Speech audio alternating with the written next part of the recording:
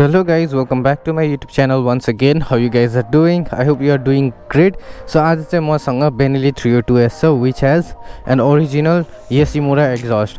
यो बाइकमा couple of nice mods छ जस्तै कि यो this one is really good हैन. यो बाइक मैले पहिला पनि कुदाइसकेको छु अनि you saw how excited I was to ride this bike because यो बाइक नै त्यस्तो छ के couple of mods मा चाहिँ यो Benelli को हुन्छ नि radiator grill पनि छ अनि this oil reservoir हैन.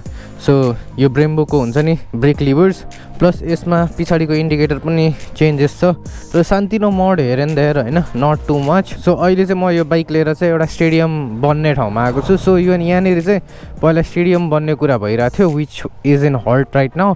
अनि यहाँनिर चाहिँ हाइवे छ. So let's go on the highway and let's see how it performs. Apart from that I also want to give its review, एउटा ओनरशिप रिभ्यू जस्तो पनि एउटा राइड रिभ्यू जस्तो पनि एउटा मिक्स रिभ्यू दिन मन छ किनभने यो बाइक चाहिँ एकदम पपुलर छ. So let's start with the video.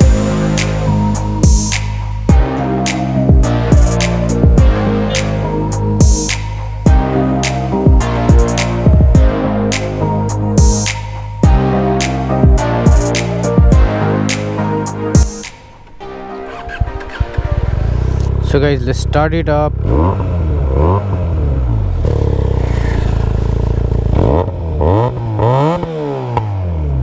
Wow, it pops and crackles. अब यसको टर्निङ रेडियस हेर्नु पर्दा चाहिँ टर्निङ रेडियस चाहिँ गाह्रै छ है. वाउ, टर्निङ रेडियस चाहिँ अलिकति गाह्रो छ.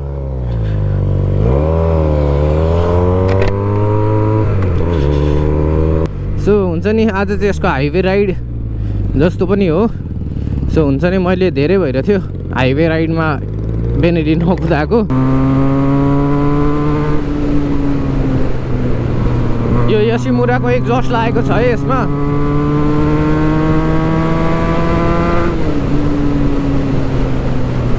सो गाइस, योशिमुराको एक्जस्ट लागेको भएर चाहिँ लास्टै नै लाउड तर स्मुथ खालके लाउड छ. I hope you are hearing the exhaust.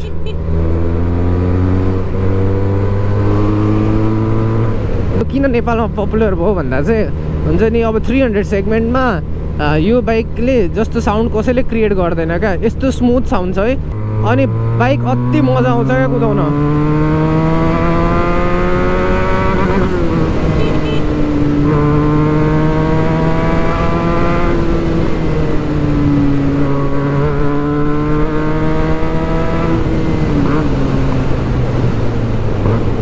यो बाइक चाहिँ कहाँ मजा आउँछ भने ओन्ली हाइवेमा है. यो सिटीतिर यताउति कुदाउने कामै छैन किनभने भारी छ. एक त 210 किलो जतिको छ है. अनि त्यसमाथि अब तपाईँ बस्नुहुन्छ, तपाईँको पिलियन छ भने त्यसलाई राख्नुहुन्छ अनि हुन्छ नि मनुभर गर्न लास्टै गाह्रो हुन्छ सिटीहरूतिर. तर हाइवेजमा चाहिँ highway is a place where this signs a lot.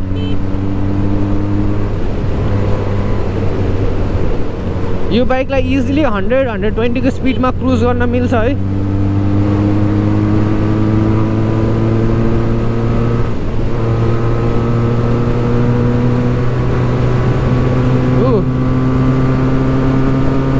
If you do frequent highway long राइड्सहरू बेनेली लिए हुन्छ क्या. यस्तो मजा आउँछ होइन.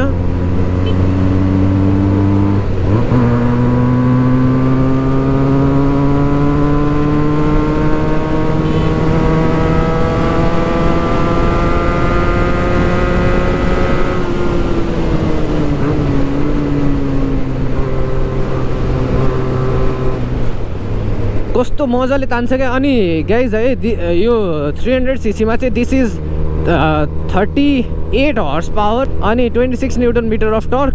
तर यसको मजा चाहिँ किन हाइवेमा आउँछ भने यसको पावर फिगरहरू धेरै भए पनि सिटीमा किन मजा आउँदैन भने सबै एट अराउन्ड 10,000 to 11,000 RPM को बिचमा छ क्या यसको पावर रेन्ज.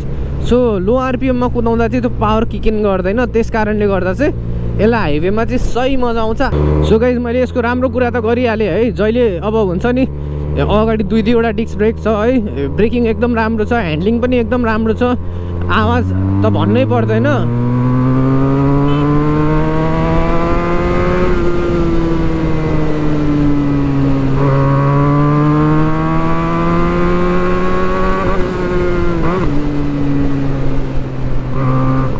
अब आवाजको त कुरै नगरौँ है. सो एउटा मिठो खालके अब जस्तै यसमा योसिमुराको एक्जस्ट लागेको छ त्यस्तो एक्जस्ट लगाउनु भयो अब होइन। अब अलिकति पुलिसले ल्याङ गरेन भने चाहिँ एक्जस्ट सफ्ट छ क्या यो एक्जस्ट। सो त्यसरी कुदाउनु भयो, थोरै मोड गर्नुभयो र तपाईँसँग पैसा छ भने चाहिँ डेफिनेटली 300 मा अब हुन्छ नि। अरू बाइकहरू पनि छ, BMW को पनि छ, अनि के भन्छ उयो यामाहा R3 पनि छ, तर तिनीहरू पनि उत्तिकै महँगो छ क्या। तिनीहरू चाहिँ सस्तो पुरै, उनीहरू चाहिँ सस्तो यो मात्र महँगो भन्ने होइन क्या। यसको पनि 1-2वटा पार्ट्सहरू चाहिँ महँगो छ, नत्र अरू चाहिँ नर्मल नै हो। अब जस्तै यसमा अलिकति डिफेक्ट भनेको पछाडिको सस्पेन्सन बिग्रिने चान्सेस हाई छ अरे। मेरै साथीहरूको 2-3 जनाको बिग्रेको छ होइन।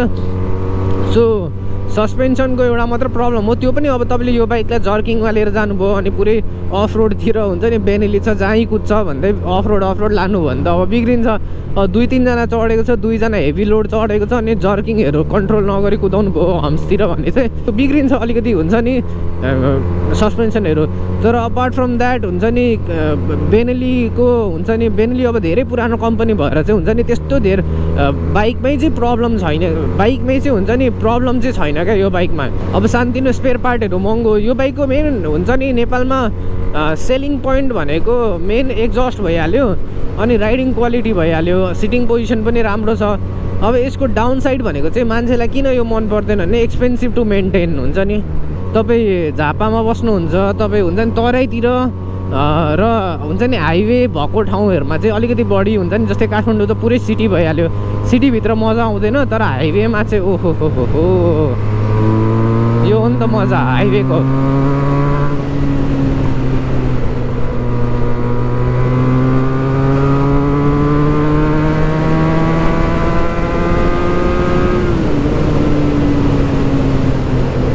अब मलाई पनि पर्सनली बेनेली 302s त मनपर्छ, किनभने मलाई साउन्ड चाहिन्छ बाइकमा है, साउन्ड मलाई चाहिन्छ, मलाई लुक्स चाहिन्छ, माइलेज पनि अब ठिकै दिन्छ हेर्नु।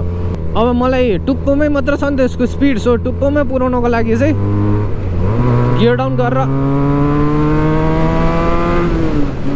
यसरी लानुपर्छ है। सो यसरी लाँदा के भयो साउन्ड पनि मिठो आउँछ, त्यो RPM लिमिट हिट गरेको आवाज यस्तो मजा आउँछ। तर के हुन्छ त्यो धेरै गऱ्यो भने माइलेज हुँदैन क्या। सो तपाईँलाई 20 देखि 25 हुन्छ नि, धेरैमा हाइवेमा 30 होला होइन। सो त्यस्तै हुन्छ नि माइलेज पाउनुहुन्छ, किनभने अब हाई रेभिङ इन्जिन भयो, मजा आउँछ रेभ गर्दै कुदाउनु। सो त्यसले गर्दा अलिकति चाहिँ हुन्छ नि माइलेज चाहिँ ड्रप हुन्छ। अब हुन्छ नि यो बाइक चाहिँ कस्तो छ भने फेरि 60 जत्तिकै स्पिडमा 6 गियरमा हुन्छ नि, म लेट्स सी है 6 गियरमा हुन्छ नि। अब 6 गियरमा कतिमा कुदिरहेछ 30 29 28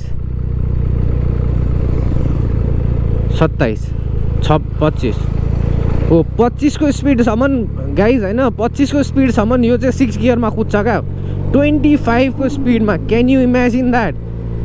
कस्तो स्मुथ छ इन्जिन। 25 देखि तल मात्र नकिङ स्टार्ट हुँदो रहेछ क्या। भनेपछि लाइक हुन्छ नि एग्रेसिभली कुदाउने हो भने पनि पावर छ होइन, हुलिगन जस्तो स्लोली कुदाउने हो भने पनि हुन्छ नि 6 गियरमा बिस्तारै कुदाउँछु भन्दा पनि छ। अनि मेन यसको भनेको यसको हेभी वेटले गर्दाखेरि चाहिँ हाइवेमा मात्र मजा आउने भयो क्या। अब हेभी वेट छ होइन बबाल, अब हाइवेमा चाहिँ प्लान्टेड हुन्छ बाइक, धेरै जिगज्याग गर्नु पर्दैन, सुई सिधा बाटो धेरै लाने हो नि त।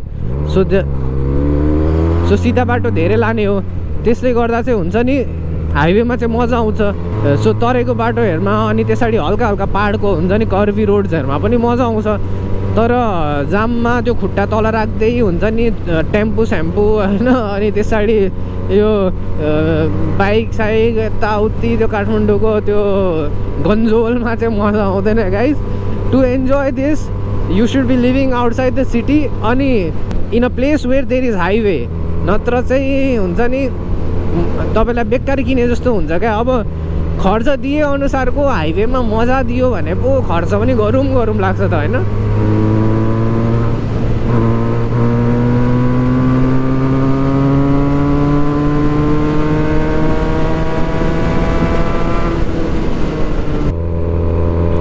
सो गाइज अहिलेसम्म चाहिँ मैले होइन बेनेलीमा चाहिँ 10वटा भन्दा धेरै भिडियो हालिसकेको छु होला। सो ओनरसिप रिभ्यू यताउति हुन्छ नि सबै छ क्या अहिलेसम्म।